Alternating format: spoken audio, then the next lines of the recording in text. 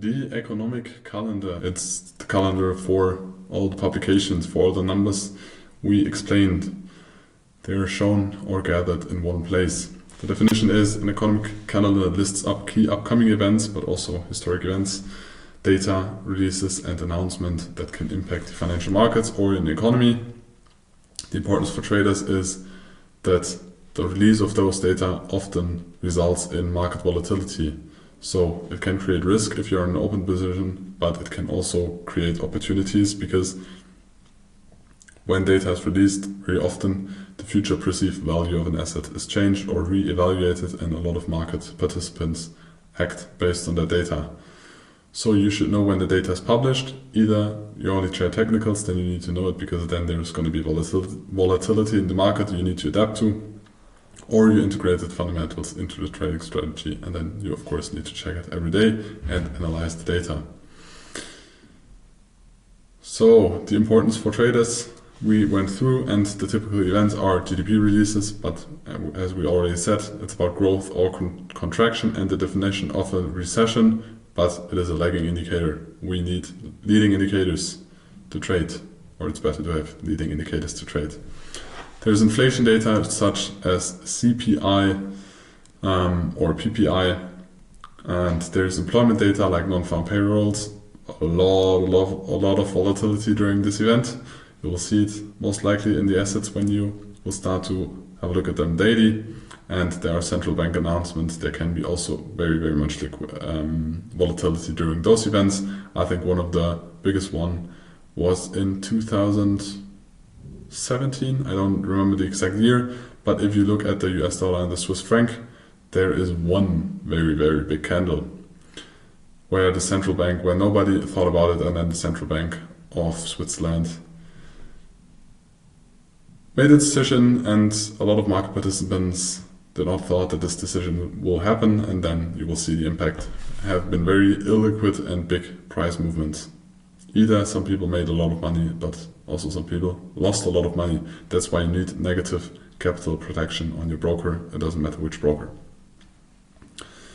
And we have manufacturing data like the PMI releases, and an economic calendar can look like this. In this example, there's Forex Factory. I think it's one of the most famous, or one of the ones that is used most. You see the currency pairs or the major currency pairs, and you can filter in this one the impact. So you have different colors. You have yellow, you have red, and I think you have orange for the importance, because there is a lot of economic data published, but a lot of it is not really important. You can also filter just for the red ones or the orange and the red ones, and you can reduce it to the currencies you trade or the currencies related to the asset you trade. When you trade US stocks, maybe it is not that interesting what the economic data in Japan or China looks like. So you can reduce the information, because more information does not mean better performance. You should nowadays, especially in the 21st century, try to reduce the information or data input you get, because otherwise it will distract you. So how do you use it? You prepare for volatility. Before CPI or non-farm payrolls, you should adapt your position, or not open a position directly before that without knowing that news are going to be published. And after the publication of those news, you should re-evaluate and maybe search for trading opportunities. You should adjust your positions, so maybe take partial profits before that or after the big spike move. And you can also build strategies around this. We will not implement a strategy around news in this example, because we don't trade news that extensive, but there are people that trade news very extensive. But for example, you could, if there is a central bank and that publishes their decision or their decision about the interest rate, it is a very high impact release, and maybe you should exit the position before that, because either you're gonna make a big profit or you're gonna give away a big profit maybe of a position you have opened before, but it is more gambling when you don't really analyze and you're not deep into leading indicators and trying to predict the decision of the central bank.